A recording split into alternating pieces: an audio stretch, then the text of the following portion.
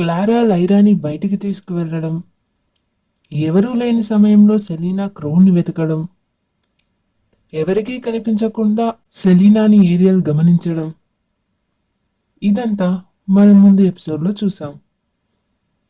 ఆ తర్వాత లైరా మరియు క్లారాలు ఫెయిరీల్యాండ్ చేరుకుంటారు. అప్పటికే సెలీనా పాపం బాగా వెతికి అలసిపోయి చైర్లో కూర్చొని ఇలా అనుకుంటుంది. ఎంత వెతికినా నాకు క్రోన్ దొరకడం లేదు. అసలు ఈ లైరా క్రోన్ని ఎక్కడ దాచిపెట్టుంటుందో. ఇంతలో అక్కడికి క్లారా వస్తుంది.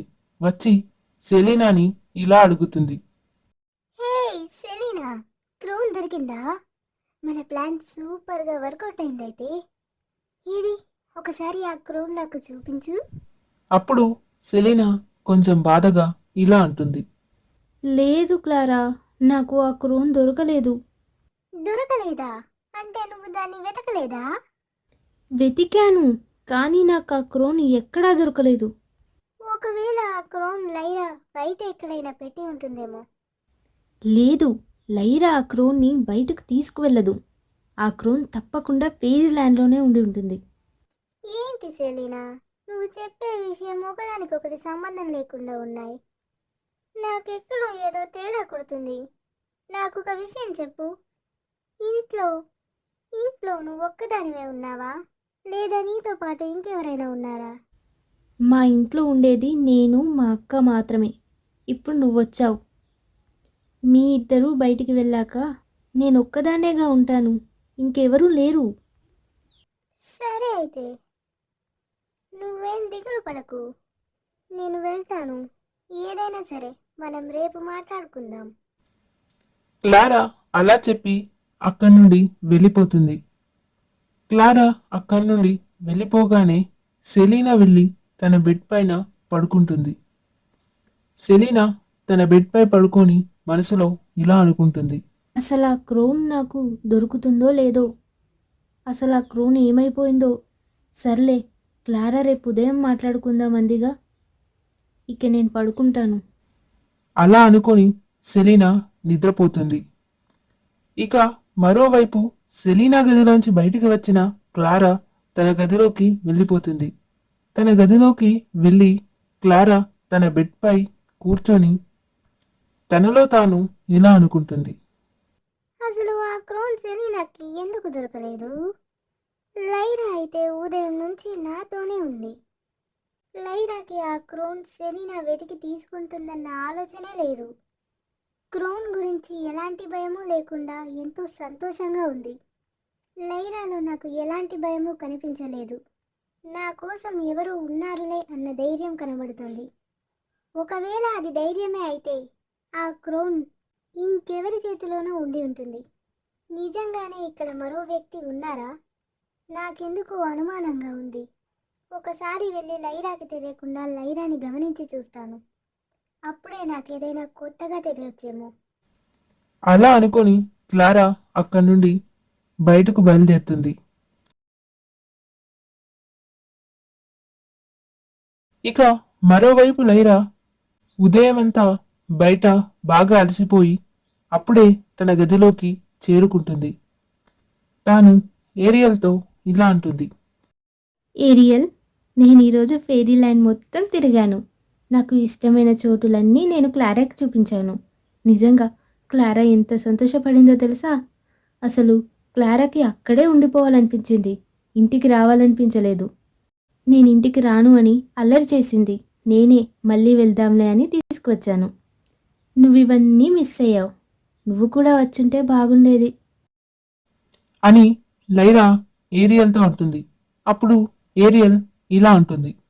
నేను కూడా వచ్చి ఉంటే ఈ ఫెయిరీల్యాండ్ క్రోన్ సెలీనా చేతిలో పడేది. నువ్వు అసలు ఏం మాట్లాడుతున్నావు? నిన్ను క్లారాతో బయటకు పంపించింది సెలీనానే. ఇదంతా సెలీనా ప్లాన్. నువ్వు బయటికి వెళ్ళాక తను క్రోన్ కోసం ఫెయిరీల్యాండ్ మొత్తం ప్రతి అణువు వెతికింది, నీ గదితో సహా. ఏంటి, ఇదంతా నిజమా? ఇంతలో అక్కడికి క్లారా వస్తుంది. లైరా గది కిటికీ దగ్గర నుండి నక్కి లైరాకి తెలియకుండా లోపల లైరా ఏం చేస్తుందో చూస్తూ ఉంటుంది. ఇది గమనించిన ఏరియల్ ఉన్నట్టుండి ఇన్విజిబుల్గా మారిపోతుంది.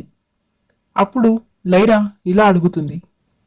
ఏంటి ఏరియల్, ఉన్నట్టుండి ఇన్విజిబుల్గా మారిపోయావు? అప్పుడు ఏరియల్ ఇలా అంటుంది. చూసావా, నా అనుమానం నిజమైంది. ఈ క్లారా సెలీనాకు సహాయం చేయడానికే ఇక్కడికి వచ్చింది. కావాలంటే కిటికీ దగ్గర చూడు. ఇప్పుడు నువ్వేం మాట్లాడకుండా వెళ్ళి పడుకో, సరేనా? వెళ్ళు. ఇక ఏరియల్ అలా అనడంతో లైరా వెళ్ళి తన బెడ్పై పడుకుంటుంది.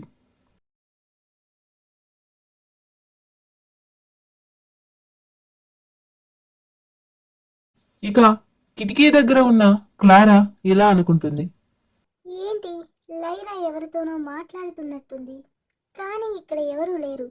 నిజంగానే నా అనుమానం నిజమైందా? ఇక ఈ విషయాన్ని ఉదయాన్నే లేచి సెలీనాతో చెప్పాలి. అలా అనుకుని క్లారా తన గదిలోకి వెళ్ళి పడుకుంటుంది.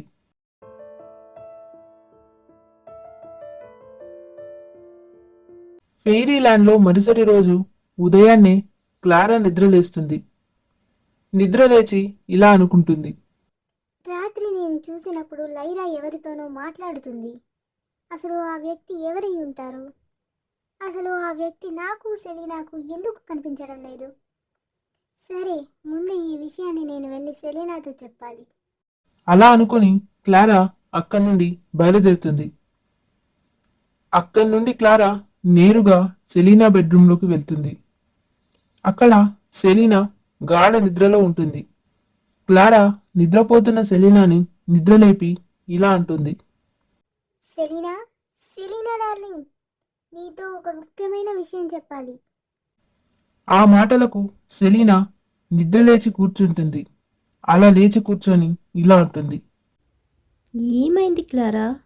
ఏంటా ముఖ్యమైన విషయం? ఫెయిరీల్యాండ్ క్రోన్ దొరికిందా ఏంటి? అయ్యో సెలీనా, క్రోన్ దొరకలేదు.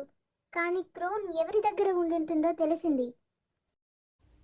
లైరా దగ్గర ఉండి ఉంటుంది. అయ్యో కాదు కాదు, మరి నిన్న రాత్రి నువ్వు పడుకోగానే లైరా గది దగ్గరికి వెళ్ళాను. తన కిటికీ దగ్గర నుండి చూసినప్పుడు తాను ఎవరితో మాట్లాడుతుంది. కానీ అది ఎవరన్నది నాకు తెలియలేదు. ఏంటి, మా ఇంట్లో నాకు తెలియకుండా ఇంకొకరెవరో ఉన్నారా? సరే పద, ఈరోజు ఈ విషయాన్ని ఎలా అయినా తేల్చుకోవాలి. నేనిది నమ్మలేకపోతున్నాను. ఇక అలా అనుకొని వాళ్ళిద్దరూ అక్కడి నుండి బయలుదేరుతారు. ఇక మరోవైపు లైరా ఉదయాన్నే నిద్రలేచి ఏరియల్ దగ్గరకు నడుచుకుంటూ వస్తుంది. ఏరియల్ దగ్గరకు వచ్చి ఇలా అంటుంది. అసలు రాత్రి జరిగిన విషయానికి నాకు సరిగ్గా నిద్ర పట్టలేదు. నేను దాన్ని ఇంకా నమ్మలేకపోతున్నాను ఏరియల్. అసలు సెలీనా, క్లారా ఇద్దరూ నన్ను మోసం చేస్తారని నేను అనుకోలేదు. నేను మొదటి నుండి చెప్తూనే ఉన్నాను, నువ్వే నన్ను నమ్మలేదు. ఈ క్లారా కూడా సెలీనా కోసమే వచ్చింది. అలా మాట్లాడుతూ ఏరియల్ ఇన్విజిబుల్గా మారిపోతుంది. ఎందుకంటే సెలీనా మరియు క్లారా ఇద్దరూ లైరా గది కిటికీ దగ్గర నుంచి చూస్తూ ఉంటారు. ఇక సెలీనా మరియు క్లారాలను గమనించి అక్కడి నుండి వెళ్ళిపోతుంది.